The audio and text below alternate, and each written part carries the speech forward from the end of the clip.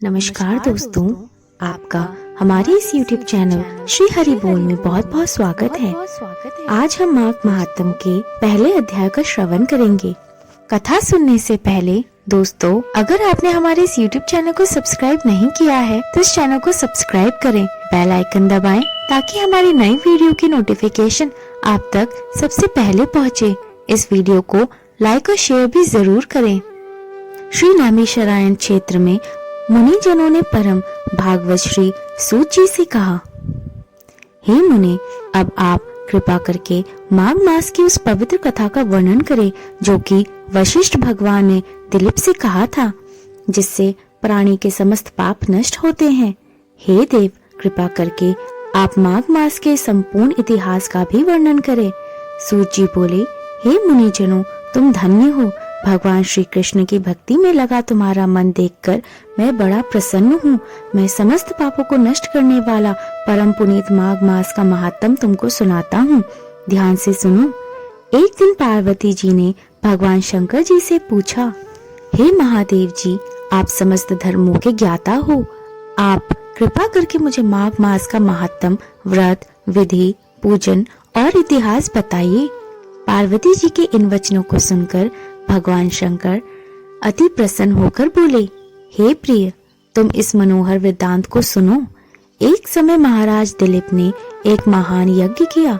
ऋषिजनों ने प्रसन्न हो राजा को आशीर्वाद दिया। नगर निवासियों ने श्रद्धा से राजा का पूजन किया। तब वह प्रसन्नचित्त राजा अपनी सेना सहित वन में मृग का शिकार खेलने गए। समस्त अस्त्र शस्त्रों से युक्त दिलीप कवच आदि धारण किए, हाथ में धनुष बाण लिए वन में शिकार खोजने लगा। उनके पैदल सिपाही भी मनोहर जंगल में विचरने लगे। शिकारियों का दल वन में देखकर सभी जीव शांत होकर अपनी गुफाओं में चले गए। कोलाहल सुन मृग भागने लगे। राजा ने उनको अपने बाणों का निशाना बनाया। पक्षी इस वृक्ष से उस वृक्ष पर उड़ने लगे और अपने को छुपाने के लिए स्थान खोजने लगे। सियार चिल्लाने लगे। वृक्षों के खो में छिपे उल्लू चीखने लगे। वन के शांत प्रदेश में जहाँ घने वृक्ष थे, फूलों की सुगंध महक रही थी। भौरे गूंज रहे थे। दूध से भरे थनों वाली गाय घूम रही थी। सर्पों के बिलों में केचली आदि बाहर निकली पड़ी थी। अजगर वृक्षों की शाखाओं पर लपटे हुए थे। पत्थरों के आपस में टकराने से अग्नि की चिंगारियां छिपट रही थी। बाघ दहाड़ रहे थे। शिकारी कुत्ते खरगोश के पीछे दौड़ रहे थे। इस प्रकार राजा दिलीप वन में शिकार खेलते, रात्रि होने पर विश्राम करते और फिर आगे बढ़ जाते थे। इसी प्रकार शिकार खेलते हुए राजा जब वन में विचरण कर रहे थे तो सेवकों द्वारा मचाए हुए शोर को सुनकर एक मृग जंगल से निकला और इधर उधर चौकड़ी भरने लगा। तब राजा ने उसका पीछा किया। लंबी लंबी छलांगे लगाता हुआ मृग टेढ़े मेढ़े रास्तों से कांटेदार झाड़ियों और वृक्षों के मध्य होकर कई झरने पार करता भयानक जंगल में घुस गया। मृग का पीछा करते हुए राजा दिलीप उस स्थान पर आ पहुँचे।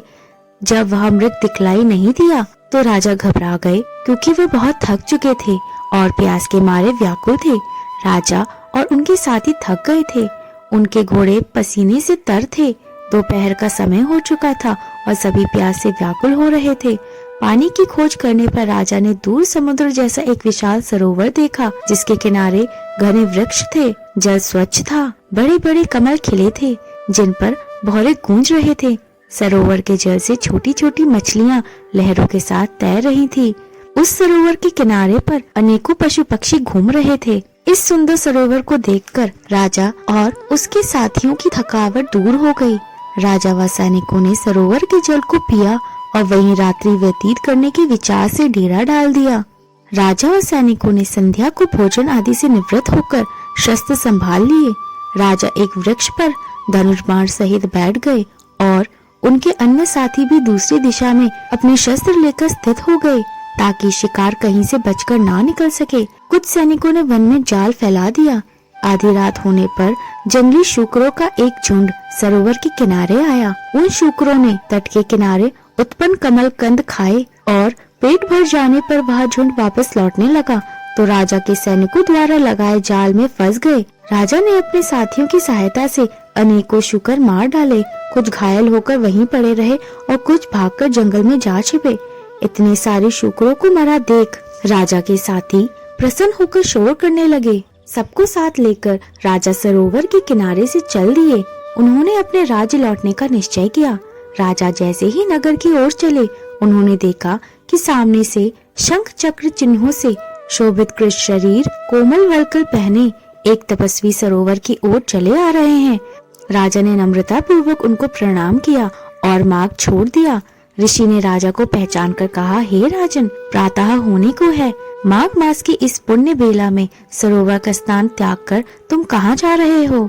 इति माघ महात्म पहला अध्याय संपूर्ण। बोलो श्री हरि भगवान की जय।